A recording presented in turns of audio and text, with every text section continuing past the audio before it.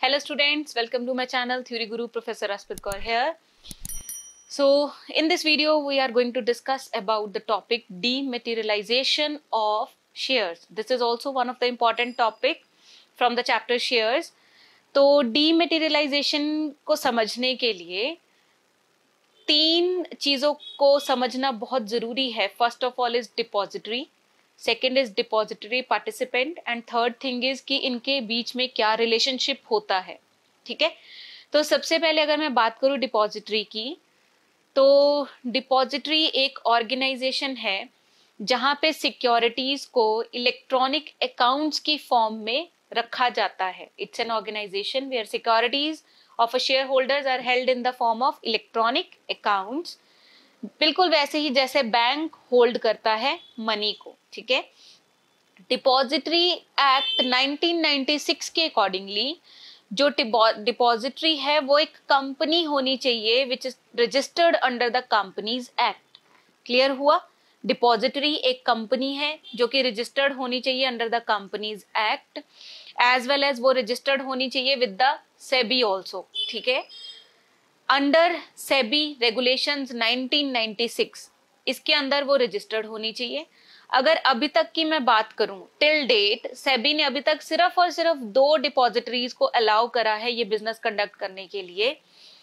तो वो 2 डिपॉजिटरीज कौन सी हैं? बहुत फेमस है, NSDL that is national securities depository limited, और दूसरी है CDSL central depository services limited. Clear हुआ? तो डिपॉजिटरी अभी तक सिर्फ 2 ही है. तो उसके बाद हम समझेंगे डिपॉजिटरी पार्टिसिपेंट कौन होता है. डिपॉजिटरी पार्टिसिपेंट डिपॉजिटरी का एजेंट होता है. अब ये कौन होता है? ये कोई भी बैंक हो सकता है, कस्टोडियंस हो सकते हैं, पब्लिक फाइनेंशियल इंस्टीट्यूशंस हो सकती हैं, foreign banks, state financial corporations, institution engaged in providing financial services, कोई भी clearing corporation, stock brokers, non banking finance companies and registrar ROC. तो ये सभी एलिजिबल हैं, ठीक है, एज डिपॉजिटरी पार्टिसिपेंट कि वो लोग डिपॉजिटरी के एजेंट बन सकते हैं.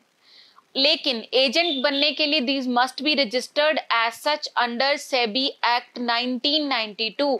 इनको अपने आप को रजिस्टर्ड करवाना पड़ेगा अंडर सेबी एक्ट 1992, तभी ये डिपॉजिटरी की सर्विसेज को अवेल कर सकते हैं. किसकी बात कर रहे हैं हम? चाहे आप डिपॉजिटरी के एजेंट्स कह लो, चाहे आप डिपॉजिटरी पार्टिसिपेंट्स कह लो, one and the same thing. ठीक है, और जो इनका एलिजिबिलिटी क्राइटेरिया होता है फॉर एडमिशन, ये कौन डिसाइड करता है? सेबी रेगुलेशंस. सेबी डिसाइड करता है कि क्या एलिजिबिलिटी क्राइटेरिया होगा फॉर एडमिशन. ठीक है, और अगर ये एक बार एडमिट हो जाते हैं एज पार्टिसिपेंट, तो इनको वो सारे राइट्स, वो सारी ऑब्लिगेशंस मिलेंगी as specified by SEBI depositories and participants regulations 1996. तो सेबी रेगुलेशंस के अकॉर्डिंगली जो भी राइट्स, जो भी ऑब्लिगेशंस इनकी बनती हैं वो इनको मिलेंगी. क्लियर हो गया? तो डिपॉजिटरी और डिपॉजिटरी पार्टिसिपेंट के बीच में आपको डिफरेंस क्लियर होना चाहिए. अब अगर बात करूं कि इन दोनों के बीच में क्या रिलेशनशिप है, तो देखो, जो एक है 3 पार्टीज होती हैं. एक है डिपॉजिटरी, फॉर एग्जाम्पल मैंने NSDL की एग्जाम्पल ले ली. ठीक है, दूसरी होगी इसका agent, for example foreign bank ले लिया हमने, और तीसरी हो गई कंपनी X. तो मान लेते हैं कि कंपनी X ने अपने शेयर्स डीमैट करवाने हैं. ठीक है, उसने इलेक्ट्रॉनिक फॉर्म में कन्वर्ट करवाने हैं. तो जो कंपनी X है वो डायरेक्टली डिपॉजिटरी के पास नहीं जा सकती, या फिर हम कह सकते हैं कि depository does not render services directly to the company X. तो वो किसके थ्रू करेगी? एजेंट के थ्रू ही ये सर्विसेज वो प्रोवाइड कर सकती है. तो इन दोनों के बीच में कौन सा रिलेशनशिप हुआ? प्रिंसिपल एंड एजेंट का. तो कंपनी X ने जो भी सर्विसेज अवेल करनी है रिगार्डिंग डीमेटेरियलाइजेशन ऑफ शेयर्स, तो उसको एजेंट के थ्रू ही करनी पड़ेंगी. डिपॉजिटरी डायरेक्टली सर्विसेज प्रोवाइड नहीं कर सकता. ठीक है, फिर बात आती है व्हाट इज डीमेटेरियलाइजेशन. बहुत इंपॉर्टेंट. ये एक ऐसी प्रोसेस है जिसके अंदर फिजिकल सर्टिफिकेट्स को कन्वर्ट करवा लिया जाता है इनटू इलेक्ट्रॉनिक फॉर्म. ठीक है, और जो आपके शेयर्स होंगे वो क्रेडिट हो जाते हैं to the account of the depository participant. Depository participant अभी मैंने आपको बताया, कोई भी बैंक, कोई भी फाइनेंशियल इंस्टीट्यूशन, कोई भी जो एलिजिबल है, ठीक है, तो उसके अकाउंट में क्रेडिट हो जाते हैं। For dematerialization an account has to be maintain. आपके पास एक अकाउंट होना चाहिए, आपने सुना होगा बहुत बार, उसे कहा जाता है डीमैट अकाउंट। तो अगर आपने अपने शेयर्स फिजिकल फॉर्म से इलेक्ट्रॉनिक फॉर्म में कन्वर्ट करवाने हैं, then you must have demat account. और वो अकाउंट आपको कौन ओपन करके देता है? डिपॉजिटरी पार्टिसिपेंट, ठीक है।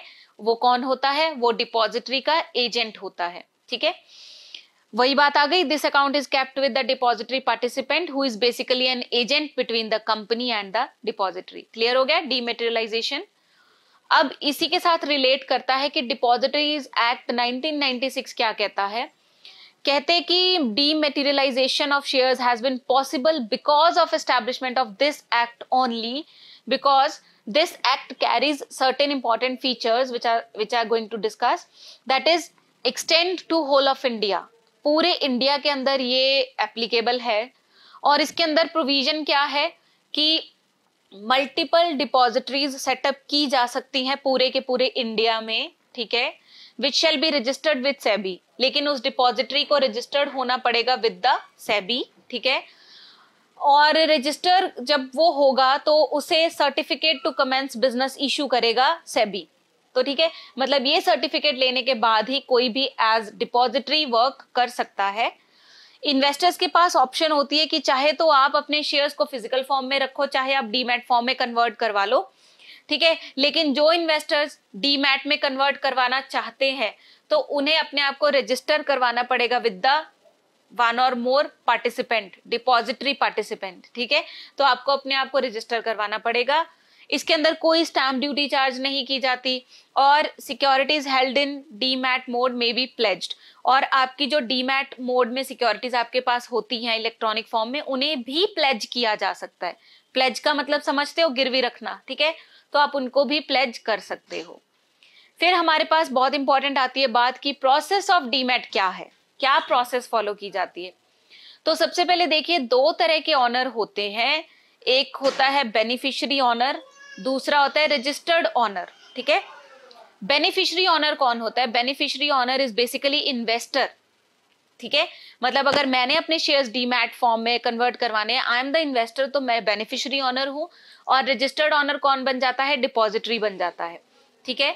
तो अब आता है कि अगर आपको अपने शेयर्स फिजिकल फॉर्म से डीमैट मोड में चेंज करने हैं तो आपको डीमैट अकाउंट ओपन करवाना पड़ेगा और एक अकाउंट नंबर ऑब्टेन करना पड़ेगा from depository participant. Here BO stands for beneficiary owner, ठीक है, and DP stands for depository participant. तो ये क्या चीज है कि आपने अगर डीमेटेरियलाइजेशन ऑफ शेयर्स करनी है तो सबसे पहले आपके पास क्या होना चाहिए? डीमैट अकाउंट होना चाहिए और एक अकाउंट नंबर होना चाहिए which is to be obtained from DP, ठीक है। तो उसके लिए क्या प्रोसेस फॉलो की जाती है? तो सबसे पहले तो let us take an example that you are a beneficiary owner, you are the investor. तो आप अपने आप को बीओ मान के चलो, ठीक है, बेनिफिशियरी ऑनर।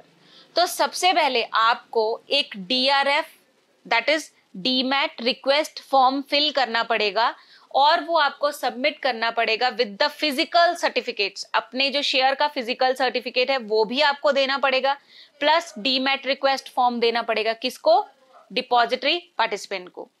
फिर डिपॉजिटरी पार्टिसिपेंट वेरीफाई करेगा क्या आपने वो डीआरएफ बिल्कुल करेक्ट फिल किया है, ठीक है। उसके बाद वो क्या करेगा? एक डीमैट रिक्वेस्ट सेटअप करेगा। डीपी कौन? Depository participant. वो एक डीमैट रिक्वेस्ट सेटअप करेगा ऑन द सीडीएसएल और एनएसडीएल, इन दोनों में से किसी के भी ऊपर वो कर सकता है, ठीक है। फिर वो उसी रिक्वेस्ट की कॉपी सेंड करेगा आपको, मतलब कंपनी को, एंड द रजिस्ट्रार ऑल्सो। तो रजिस्ट्रार क्या करेगा? रजिस्ट्रार सब कुछ वेरीफाई करेगा about the genuineness of the certificates and confirms the request. फिर रजिस्ट्रार सब कुछ देखेगा कि कंपनी के सारे certificates and each and everything genuine है, ठीक है। फिर वो उसके बाद रिक्वेस्ट को कंफर्म करेगा। तो once the request has been successfully made, confirm कर दी रजिस्ट्रार ने कि सब कुछ ओके है, आप फर्दर प्रोसीड कर सकते हो, तो डीपी क्या करेगा? डिपॉजिटरी पार्टिसिपेंट एक डीमैट रिक्वेस्ट नंबर जनरेट करेगा आपके लिए, ठीक है, और वो नंबर उसको कहा जाता है DRN। वो नंबर वो कम्युनिकेट करेगा टू द डिपॉजिटरी, क्लियर। और डिपॉजिटरी को तो वो करेगा ही कम्युनिकेट, उसके साथ साथ वो DRN नंबर आपको भी कोरियर करेगा, ठीक है, courier the DRF and the share certificate to the company also. फिर उसके बाद डिपॉजिटरी ऑन रिसीविंग कंफर्मेशन, जब डिपॉजिटरी ने सब कुछ कंफर्म कर लिया, सब कुछ वेरीफाई कर लिया, तो डिपॉजिटरी क्या करता है, इक्विवेलेंट नंबर ऑफ सिक्योरिटीज आपके डीमैट अकाउंट में क्रेडिट कर देता है, ठीक है। मतलब जितनी आपकी फिजिकल सर्टिफिकेट में लिखी हुई हैं उतनी ही इक्विवेलेंट नंबर ऑफ सिक्योरिटीज वो आपके डीमैट अकाउंट में क्रेडिट कर देगा, ठीक है। फिर डिपॉजिटरी क्या करता है, इलेक्ट्रॉनिकली डाउनलोड करता है डिटेल्स को of the demat request and communicate it to ROC, ठीक है। फिर डिपॉजिटरी खुद रजिस्ट्रार को कम्युनिकेट करता है सारी डिटेल्स। तो ये सारा प्रोसीजर फॉलो किया जाता है शेयर्स को डीमैट फॉर्म में कन्वर्ट करने के लिए।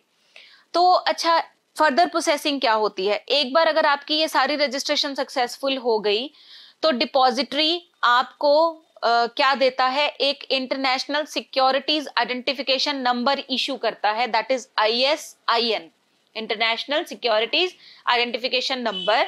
ये एक unique 12 digit alpha numeric code होता है, जिसके अंदर जो पहले फर्स्ट 2 डिजिट्स होते हैं वो क्या इंडिकेट करते हैं, वो इंडिकेट करते हैं country of registration for the security, ठीक है। तो आपको ISIN इशू किया जाता है, क्लियर हो गया। अब डीमेटेरियलाइजेशन करने के लिए क्या चीजें बहुत जरूरी हैं, ध्यान से देखिए क्या क्या चीजें बहुत जरूरी है। सबसे पहले first of all you must have demat account. दूसरी चीज, सिक्योरिटीज जो हैं वो एलिजिबल लिस्ट में होनी चाहिए। डिपॉजिटरी एक एलिजिबल लिस्ट इशू करती है, तो अगर एलिजिबल लिस्ट के अंदर आपकी वो सिक्योरिटी है तभी उसको डीमैट फॉर्म में कन्वर्ट करवाया जा सकता है। तीसरी क्या रिक्विजिट है, securities must be in the name of the account holder. जो पर्सन या जो इन्वेस्टर उसको करवा रहा है चेंज, ठीक है, उसी के नेम पे वो सिक्योरिटीज होनी चाहिए and must be owned by him, और उसी की होनी चाहिए, ठीक है। फिर क्या है, separate DRF is required for each company. हर एक कंपनी अपना अलग अलग डीमैट रिक्विजिशन फॉर्म सबमिट करती है, ठीक है, and DRF should be signed by all the holders. सभी होल्डर्स के द्वारा वो DRF साइंड होना चाहिए। So this was all about dematerialization of shares. So जुड़े रहिए इसी तरह से हमारे चैनल थ्योरी गुरु के साथ, which is providing best confined theory notes of commerce. Thank you so much for watching, have a nice day.